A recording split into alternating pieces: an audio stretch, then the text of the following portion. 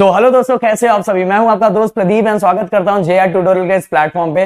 Start करने से पहले गाइस मैं आप सभी को बता देना चाहता हूं कि इस प्लेटफॉर्म पे 7th 8th 9th 10th 11th 12th हर क्लास के सभी वीडियो लेक्चर्स कंटिन्यू आ रहे हैं। अगर अभी तक आपने हमारे चैनल को सब्सक्राइब नहीं किया होगा तो प्लीज चैनल को सब्सक्राइब करें, दोस्तों के साथ शेयर करें, उनको बताया कि भाई इस प्लेटफॉर्म पे सब कुछ आ रहा है, तो कहीं और जाने की जरूरत ही नहीं। यहाँ सब कुछ मिलेगा, A to Z सभी। जो बच्चा यहाँ आ रहा है दिल खोल के आए, यहाँ सब कुछ मिलेगा।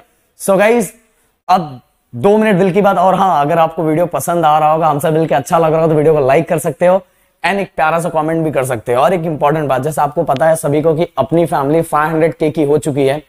तो दिल से मैं बताऊं तो बहुत अच्छा लग रहा है, बहुत ज्यादा अच्छा लग रहा है कि आप सभी बच्चों के कारण, बच्चों के प्यार के कारण आज हम लोग को ये खुशी मिली है।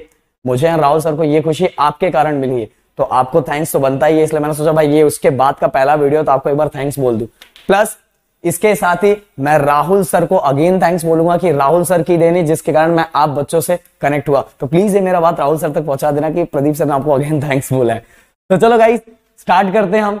जैसे आपको पता है फिजिक्स 11th का फिजिक्स 1 का ये 3rd लेसन है, और 3rd लेसन में हमारा 3rd लेसन एक पार्ट तो हो चुका है, हमने इसका एक पार्ट ला दिया। अब ये दूसरा पार्ट है, और दूसरे पार्ट में हम कवर करने वाले average velocity, average speed and instantaneous velocity. बहुत सिंपल है गाइस, कुछ भी ऐसा हार्ड नहीं। आपको देखो वो चीजें आती थी ना, वेलोसिटी, स्पीड एंड, तो अगर वेलोसिटी और स्पीड याद है ना तो फिर ये वही है, फिर समझ लो वही है कुल मिला के। एवरेज तो आपको पता ही है, एवरेज मतलब टोटल। मतलब मान लो मैं ए से बी गया, बी से देन सी गया, तो इनके बीच में लगने वाला, तो इनके बीच में टोटल जो वेलोसिटी होगा, उन टोटल वेलोसिटी का मैं क्या करता हूं, टाइम से डिवाइड करके मैं क्या करता हूं, एवरेज निकालता हूं। आपको पता है ना, सचिन ने अगर एक मैच में 1 रन बनाया, देन दूसरे में 2 रन बनाया, देन तीसरे में 3 रन बनाया, तो सभी का एक एवरेज निकाला जाता। तो वैसे ही ए से मैं सी गया, ए टू सी गया, तो टोटल वेलोसिटी ए से बी गया, बी से देन सी गया, तो इनके बीच का टोटल वेलोसिटी निकालना, उसका एक एवरेज निकालना, उसका एक एवरेज निकालना,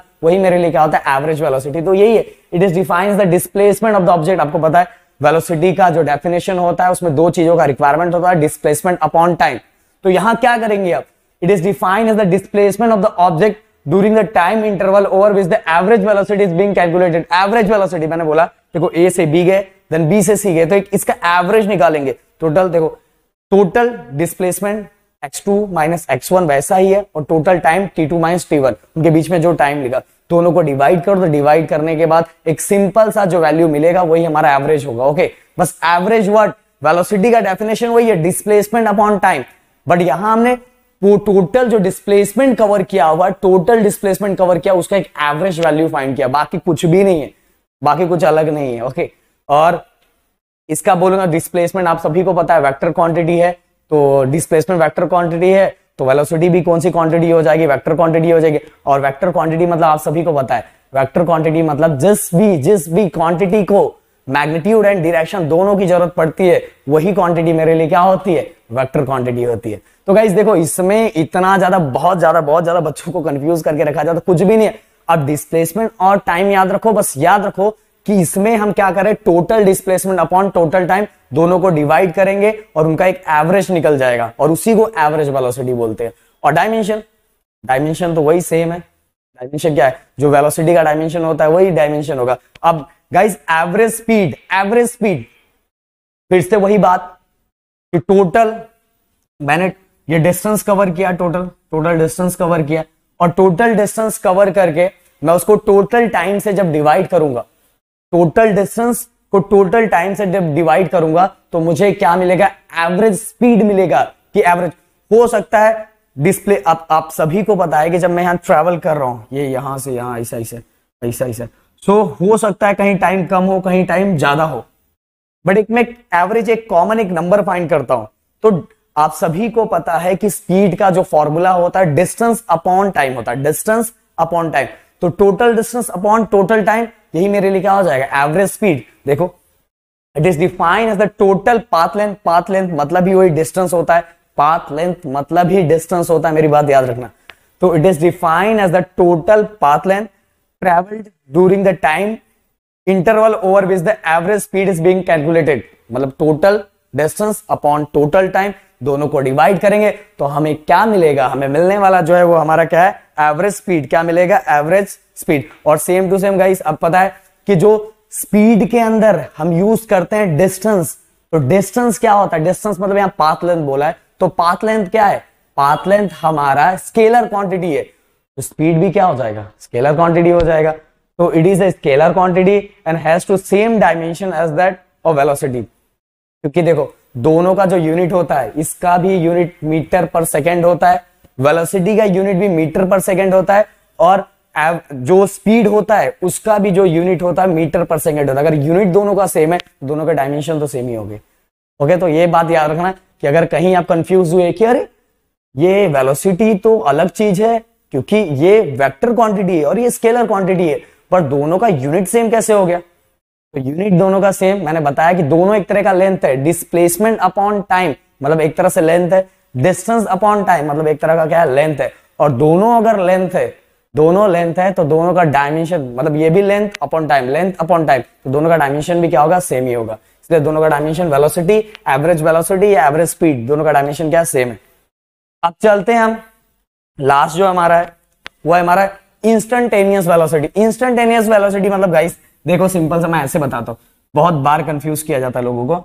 ए बी सी, चलो मैं एक लाइन ऐसे ड्रॉ कर देता हूं, यहां से मैं यहां गया, मैं जब यहां से यहां ट्रैवल कर रहा हूं, तो ट्रैवल कर रहा हूं, ये टोटल हो गया। ये टोटल अगर मैं यहां से यहां फाइंड करूंगा तो ये मान लो एक बीच में बी ले लेता हूं, एक यहां सी ले लेता हूं। अगर मैं ये टोटल फाइंड करता हूं ए टू सी तक का, तो ये एवरेज हो जाता है। क्या हो जाता है? एवरेज। पर मैं जब ए से बी के बीच के एक मुझे किसी इस पॉइंट पे पहुंचा, इस पॉइंट पे पहुंचा, और इसी पॉइंट का उसी इंस्टेंट टाइम का मुझे वेलोसिटी फाइंड करना है। मान लो मैं यहां पहुंचा, इसी जगह के इसी पॉइंट का उसी इंस्टेंट टाइम पे मुझे वेलोसिटी फाइंड करना है कि इस पॉइंट पे कितनी वेलोसिटी है। हो सकती है वेलोसिटी भाई यहां से यहां जाने में हो सकता है वेलोसिटी कम ज्यादा हो सकता है, बट मुझे इस पॉइंट का, मान लो इस पॉइंट का उसी टाइम पे, इंस्टेंट टाइम पे, इसीलिए इंस्टेंटेनियस वेलोसिटी बोला जाता है। उसी टाइम पे उसकी जो वेलोसिटी है वो इस टाइम पे उसका डिस्प्लेसमेंट कितना हुआ है, और जो उस टाइम पे होने वाले डिस्प्लेसमेंट को जब हम टाइम से डिवाइड करते हैं तो हमें जो मिलता है वो मिलता है इंस्टेंटेनियस वेलोसिटी। तो instantaneous velocity of the object is velocity is given instant of time. उस इंस्टेंट ऑफ टाइम पे कितना हमें वेलोसिटी मिला, तो वही हमारे लिखा होता है इंस्टेंटेनियस वेलोसिटी। इसीलिए देखो गाइस यहाँ dx अपॉन dt लिखा है। अब आप मैथ में पढ़ोगे, अब धीरे धीरे जब आगे बढ़ोगे तो मैथ में आप पढ़ने वाले हो कि d मतलब क्या होता है? डेरिवेटिव होता है। डेरिवेटिव एक छोटे से पार्टिकल का फाइंड करते हैं, और जब हमें पूरे एरिया का फाइंड करना पड़ता था हम उसको इंटीग्रेट करते हैं। ओके, अगर मान लो मैं जहां खड़ा हूं, अगर मुझे इसका पूरा एरिया फाइंड करना है तो सबसे पहले मैं एक छोटे से जगह का डेरिवेटिव फाइंड करता हूं, फिर जब मैं उसको इंटीग्रेट कर देता हूं तो ये पूरे एरिया का मिल जाता है। ये आप मैथ में पढ़ने वाले हो, तो अभी के लिए अभी तो इतनी चीजें आपने सीखी नहीं, इसलिए तो ज्यादा मैं कंफ्यूज आपको नहीं करूंगा।